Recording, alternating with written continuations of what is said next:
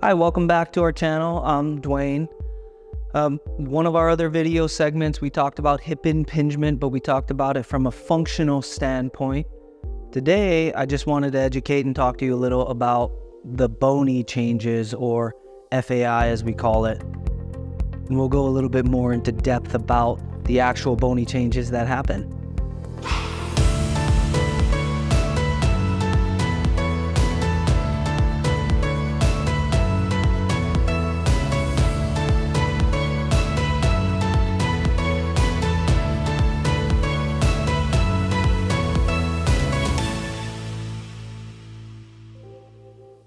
So there are three different types of bony changes that we can have when it comes to that sort of bony change hip impingement. The first one is a pincer, and that's when the hip socket starts to get a slight overgrowth here.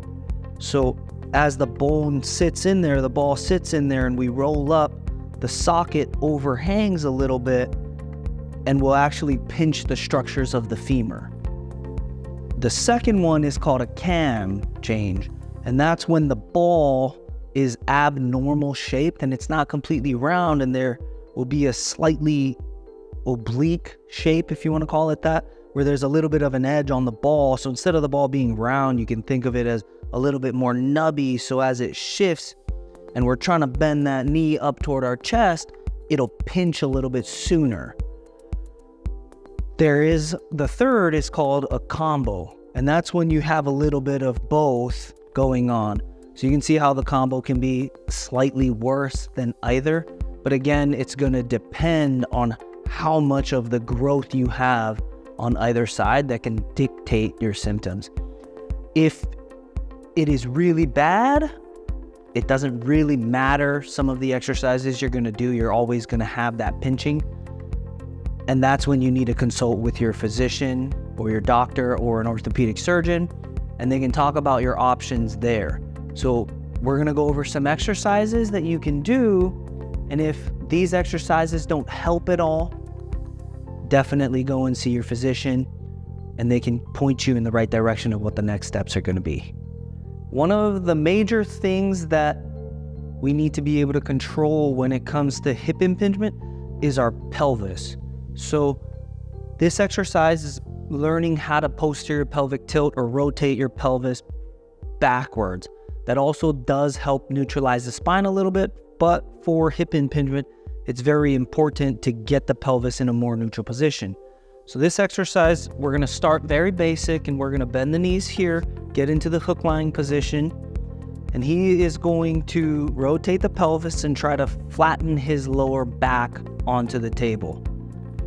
What that does is, notice how that rotates the pelvis, right? This would be relaxed, and then he rotates the pelvis back, and that allows more space in the hip joint to be able to move around. He's gonna hold that for about 10 seconds, do about 10 repetitions. If this gets easy, the next phase is we're gonna be straight, down, flat, and then we're trying not to press the legs into the table with this one, and we're gonna tilt up there. Notice how his pelvis again rotates back, but he's not driving his legs and using his hips to do it. We're trying to control a little bit more with the core. Then the most advanced for this that I wanna talk about today, we're gonna be up and our feet are gonna be floating here, and then he's gonna try and rotate back up. Notice how he can rotate. We're gonna hold this for about 10 seconds, and then we're gonna relax. If you feel like that is too challenging, obviously that's the most advanced for now. So start from the beginning. I want you to be able to do all 10 first before you advance to the next step. We also are gonna show you different ways to try to do this in different positions coming up right next. It's really important that we can do this in multiple positions, because the hip can impinge when we're walking, when we're sitting, when we're laying down, when we're doing multiple different things. So being able to control the pelvis in all of these different positions is very, very important. So standing, It's a little bit different of a cue and it's a little bit of a different feel, so we also have to practice it in standing. Notice Nate here, he stands with a natural resting, slight extension of the lower back, right? And if he was having hip problems, that could potentially lead to a little bit of a hip impingement. So what Nate's gonna do is he's just gonna slowly try and tilt that pelvis, and he's using the glutes and squeezing the butt muscles, but also trying to use his deep core muscles to help pull that and rotate. Notice how his back is a lot more neutral at this point, and then when he relaxes, it goes back into that tilted position. So when you are standing, you want to practice in being able to rotate that back and keep that pelvis in a neutral position as much as you can to gain that control there. So if you're getting the pinching in your hip when you're sitting, this is a really good way to help decrease that pain. So learning how to tilt the pelvis in the sitting position is going to be really important. So notice how Nate is sitting here. His spine's actually not that bad, but what happens for a lot of people as we sit, our core and our muscles sort of relax as we're sitting there, and we'll actually go into either an anterior pelvic tilt or we'll fall really, really deep into this hunched position, and neither of those are really that good for sort of hip impingement, okay?